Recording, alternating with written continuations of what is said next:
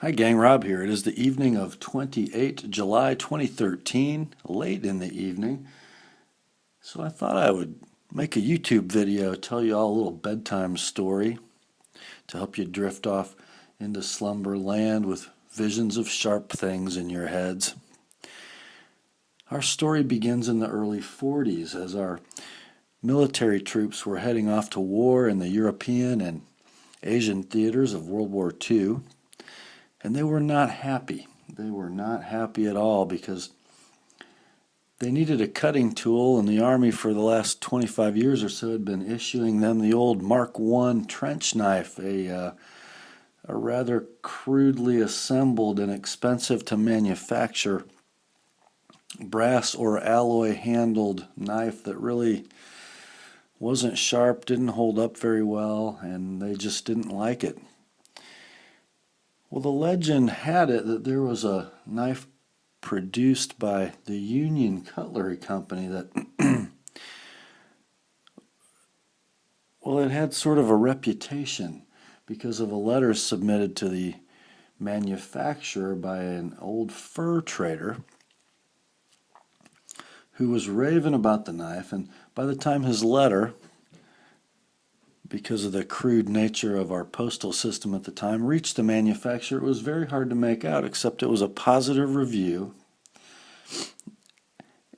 And by the context of the letter, he was very happy with it because it helped him to save his own life by killing a bear. But because the letter was dog-eared and damaged, well,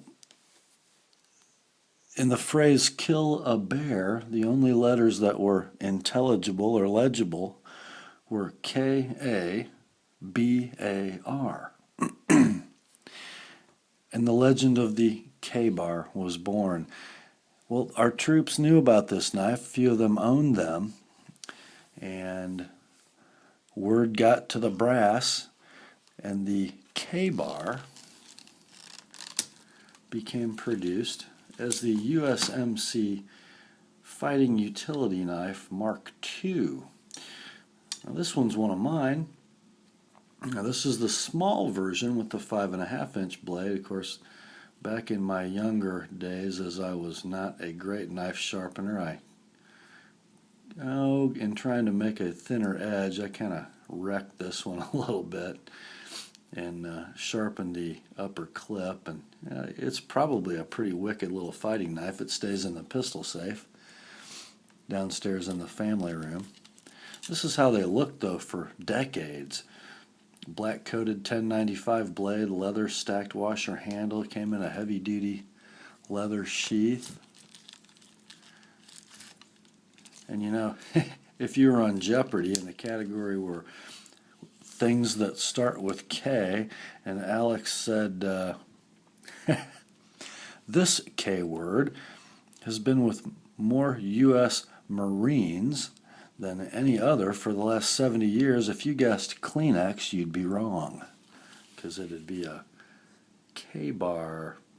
I believe the first military contract for this knife actually didn't go to K-bar. It went to Camillus Knives. And it's been produced by Camillus, United Cutlery, or K-bar, also by the Ontario Knife Company over the years. And it has endured. I think we still have Marines with these babies on their hips, on their LBE, or in their Alice packs to this day. And why not? It's just a superb design for what it is. It's a fighting knife. The handle lends itself to many grips. It's also adequate for piercing or stabbing, good belly for slashing, good on the reverse cut with the upswept clip. Doesn't need to be sharpened like this, but it probably cuts a little better on the back cut if it is. Can be batoned through wood, plenty thick. The full-size versions have 0.165 thick stock that maintain that full thickness more than halfway down the blade. Steeply saber ground or flat ground from about the midpoint down. Pretty robust tip thickness. They do everything for the American soldier, and they have for 70 years. First issued in 1943. They're still selling in this original configuration, large and small. Now, there have been some updates made over the years. The original construction knife with the 1095 carbon steel is now made with a 1095 Crovan. It's a little more stain resistant and a little tougher with chromium and vanadium added. The old leather stacked handle has been updated in recent years. This knife now available in several colors of craton handles. Still maintaining the stamped carbon steel pommel that's suitable as a hammer, with the stamped cross guard. Gives you a great grip, won't let you come forward, protects your fingers from other people's knives in a fight. Can't beat that. And then a few years ago, we started to see these knives in the next generation configuration, which not only had the craton handle, but also the powdered metal teardrop shaped pommel with the lanyard hole.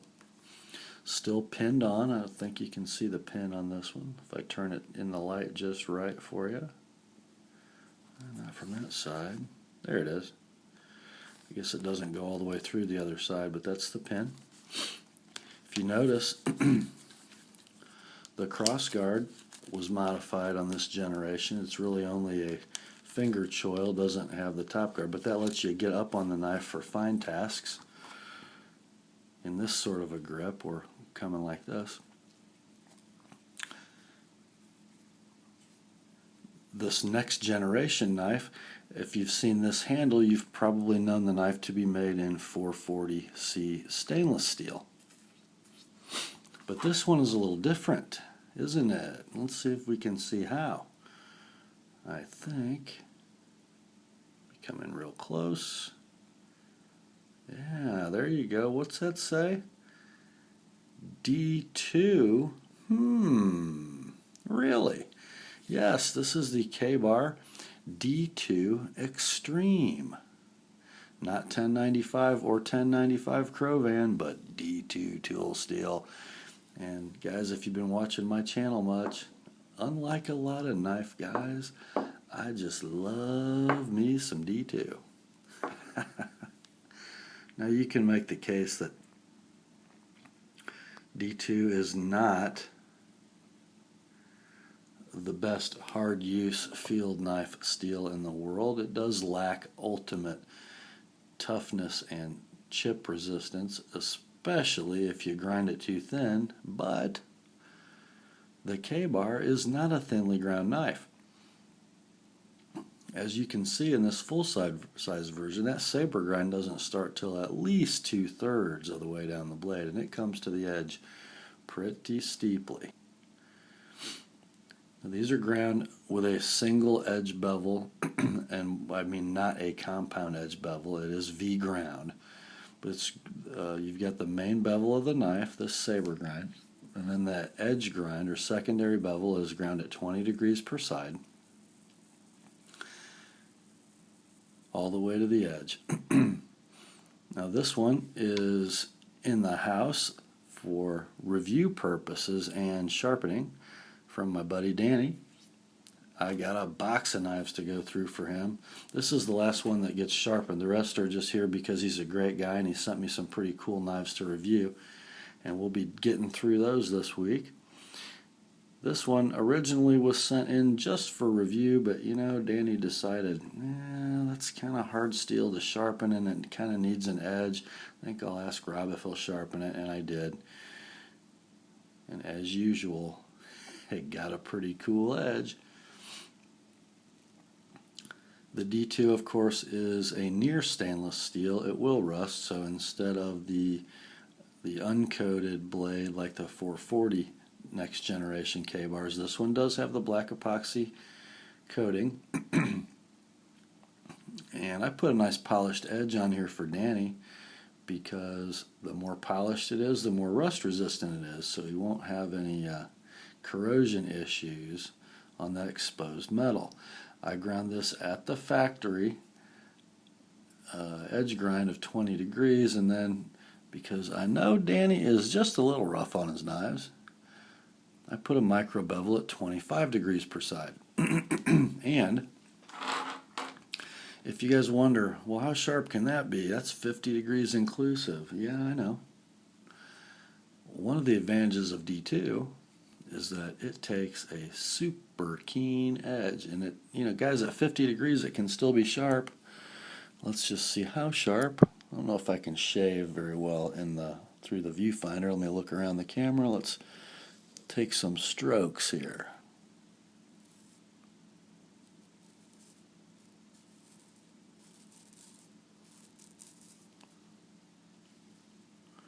What we got? Oh, we got hair. Yep, it's shaving sharp, guys.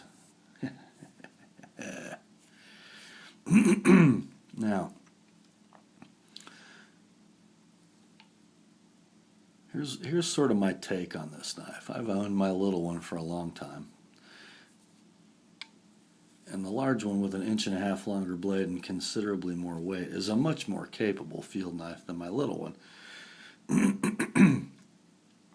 Here's what I would say. It is not the best splitter in the world. At only 0.165 inches in thickness, not much of a wedge, but we have a very wedge-shaped grind. So although you're going to hang up on this big flat if you're going through a sticky green piece of wood, you do have some splitting capability. You're not going to break it. You've got enough length for a good-sized log. You got plenty of reach for a fighting knife, and because of its rather lean and not too broad profile, it's very, very light in hand. I mean, very light in hand. You got 7 inches of blade there and something that only weighs about 12 or 13 ounces. You know, I really don't need to sell the K-Bar knife. It's been sold millions and millions and millions of times. I just think it's pretty cool that K-Bar keeps it current with a more modern but not super exotic steel. D2's cheap to buy, cheap to produce, performs well. I mean, make no apologies there. You got a handle that's not going to be affected by heat or cold or water. It's going to maintain its shape and consistency in a variety of environments. The one knock I'll give this knife is these powdered metal accessories or furniture. The teardrop shaped pommel, the lanyard hole was a great idea, but we would prefer that they still stamp this out of bar stock or sheet metal, because these powdered metal pommels do break when used as a hammer. I've seen it several times. Not so much of an issue up here at the finger guard. It's not going to have the same kind of hard life as the pommel will. But other than that, and some kind of cheesy sheath offerings, the D2 Extreme, which is the designation of this knife, has been offered with the old school leather sheath like this one, in black though, and also a hard plastic, not Kydex, but similar to a Kydex sheath. Don't know how this one came from the factory, because it's sporting this really cool aftermarket cross draw sheath, very well constructed out of super heavy leather. Don't know where this one came from. Danny, if you watch the video and you want to weigh in the comments, please do. Pretty cool. It's a cross draw sheath that can be attached to your belt without even taking the belt off, with 2 heavy duty snaps for each cross draw loop. It's got a nice pouch that you could put in your fire kit or a sharpening stone. Pretty cool. If anybody recognizes this manufacturer, please tell me. I'm going to show you the maker's mark on the back. It's like a, what is that, a fleur-de-lis? Super well made, a little bit heavy, but very cool. Looks great too, doesn't it?